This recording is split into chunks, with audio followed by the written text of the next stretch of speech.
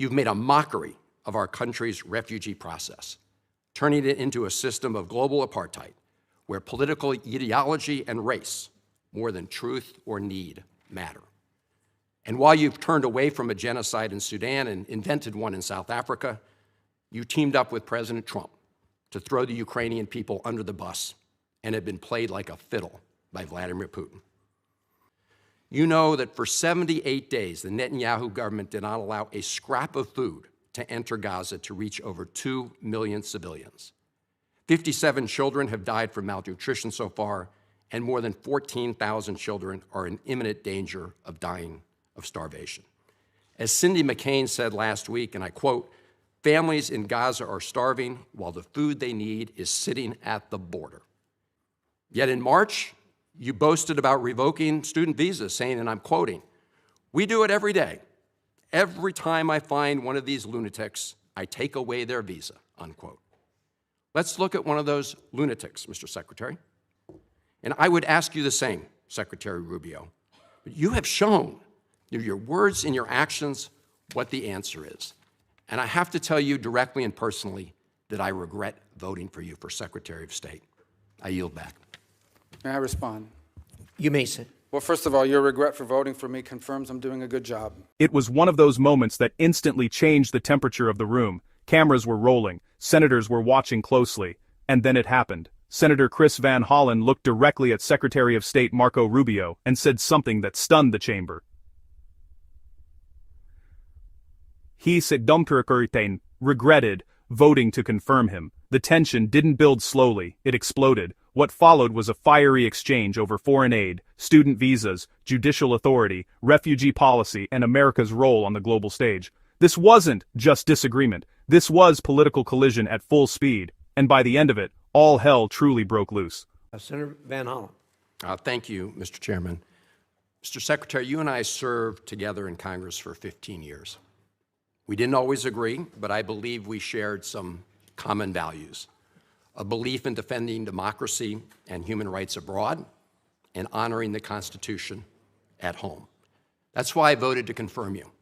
I believed you would stand up for those principles. You haven't.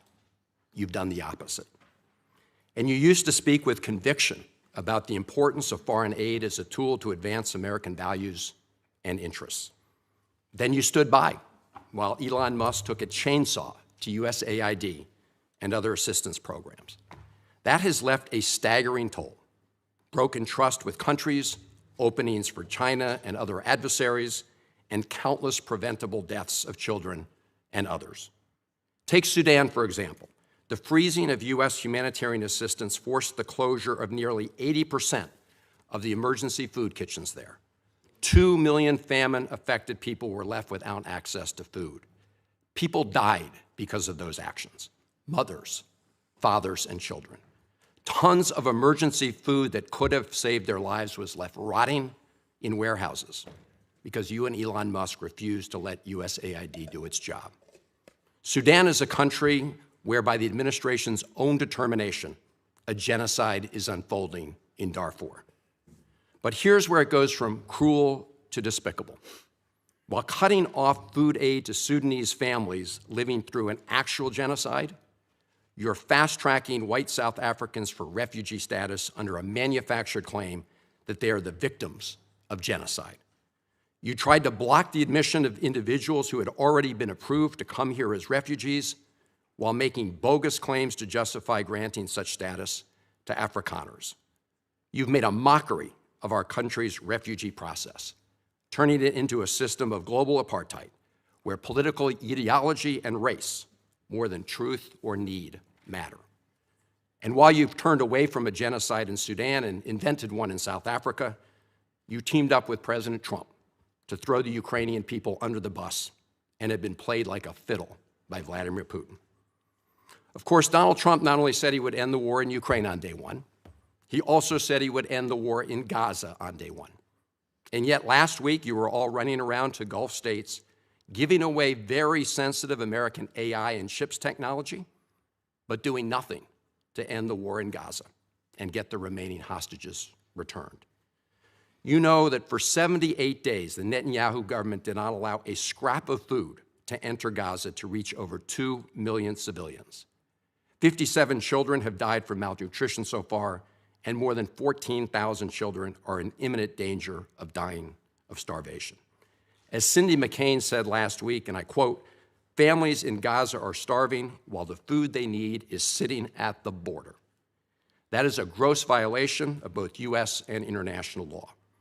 What did you do? Nothing. Not once did you publicly call upon the Netanyahu government to end the blockade. Fortunately, other countries spoke out, and now we see a tiny trickle going in. Where have you focused your energy instead, Mr. Secretary? Well, your first trip as Secretary of State was to El Salvador, not to promote democracy, but to cozy up to President Bukele, who calls himself the world's coolest dictator. The result was a cash for collusion deal to deprive people living in America of their constitutional rights to due process. The Supreme Court, in a 9-0 decision, instructed you to facilitate the return to the United States of Abrego Garcia, who the administration admitted was wrongfully deported to El Salvador. Your response? You've openly flouted judicial orders. When asked whether you have been in touch with El Salvador to return Abrego Garcia, you boasted, quote, "I would never tell you that. And you know who else I would never tell? A judge."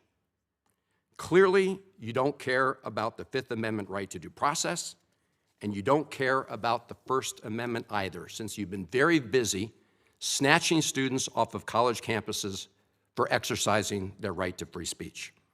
You dredged up a relic from the McCarthy era to claim that student protesters posed a threat to the foreign policy of the United States. Give me a break, Mr. Secretary. You know as well as I do this isn't about national security, it's about punishing free speech. And you know that in America, the government doesn't get to use its power to punish speech it doesn't like. Yet in March, you boasted about revoking student visas, saying, and I'm quoting, "We do it every day. Every time I find one of these lunatics, I take away their visa," unquote. Let's look at one of those lunatics, Mr. Secretary, Ms. Ozturk. Her crime was co-authoring an op-ed in her college paper critical of Tufts University's response to the war in Gaza.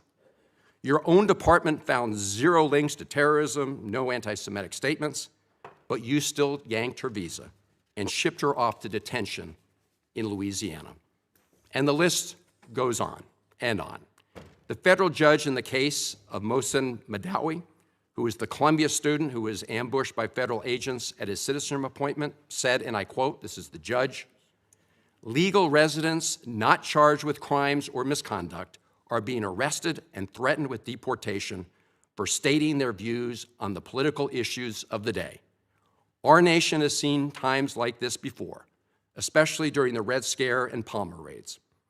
Like the McCarthy-era witch hunts of the 1950s, your campaign of fear and repression is eating away at foundational values of our democracy. Back then, it took one voice, Attorney Joseph Welch, to cut through the hysteria with the simple question that marked the beginning of the end of that shameful era. He asked Senator McCarthy, "Have you no sense of decency?"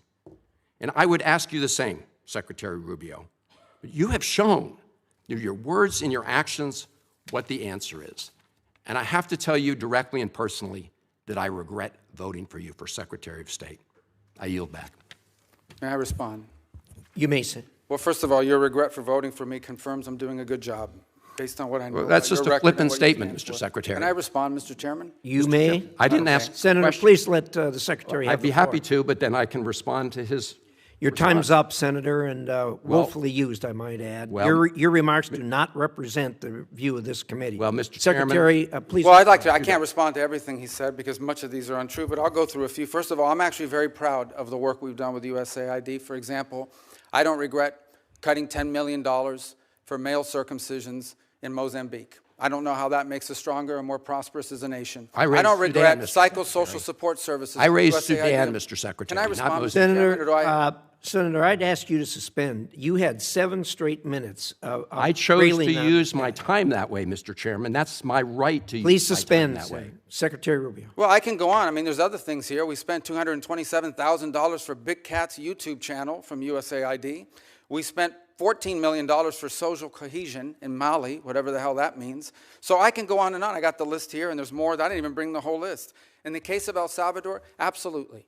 Absolutely. We deported gang members, including the one you had a margarita with. And that guy is a human trafficker, and that guy is a gangbanger, and the evidence is going to be clear. In the days to come, you're going to see who you went to look, defend. Senator, I'm sorry, please, Mr. Chairman. Secretary No. Rubio has the floor. Mr. Chairman, he can't make unsubstantiated Senator, comments like that. Secretary Rubio has the floor. You had Secretary your time. Rubio should take that testimony to the federal court in Senator- the United States because Well, he hasn't done it under oath. Here's another point, okay?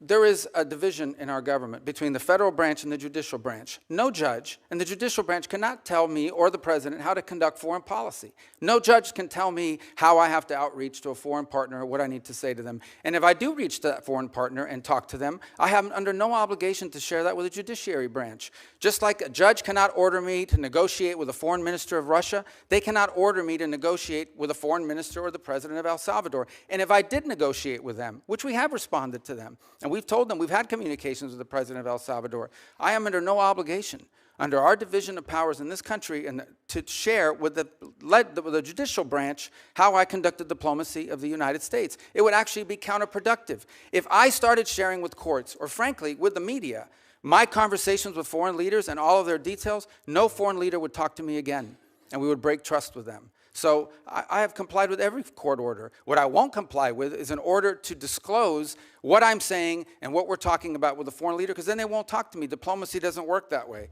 About the student visas, let me say this. I don't deport anybody, and I don't snatch anybody. The State Department does not have officers in the street snatching everybody. What I do is revoke visas, and it's very simple. A visa is not a right. It is a privilege. People apply for student visas to come into the United States and study.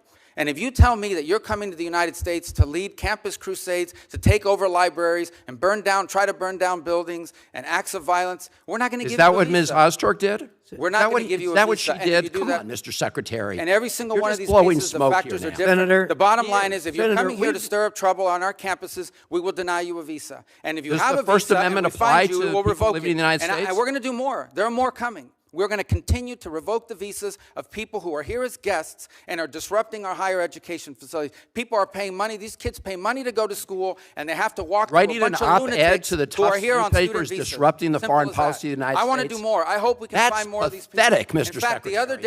other day, some guys led a riot. I forgot what university it was, and I asked, please, can you find the arrest records of all the people that were arrested at that riot at that campus? Because if any of them have a visa, we're going to revoke I it. feel so much safer All right, when you let's, lock up people like Ms. Ostork, Mr. Secretary. We've had enough time on the subject. Thank you very much. And Marco Rubio did not back down, and that is exactly what leadership in a high-pressure role demands. He stood firm in defending the authority of the executive branch, reminding the room that diplomacy cannot function if every private conversation is dragged into public courtrooms. He made it clear that foreign policy is not theater, it is strategy. While critics focused on emotion, Rubio focused on structure, law, and constitutional boundaries. He emphasized that visas are privileges, not automatic rights, and that national security must remain a priority. He defended reforming foreign aid by arguing that American taxpayer dollars should serve clear national interests. He refused to accept the premise that cutting questionable programs equals abandoning humanitarian values. He pushed back against judicial overreach, asserting that the separation of powers exists for a reason.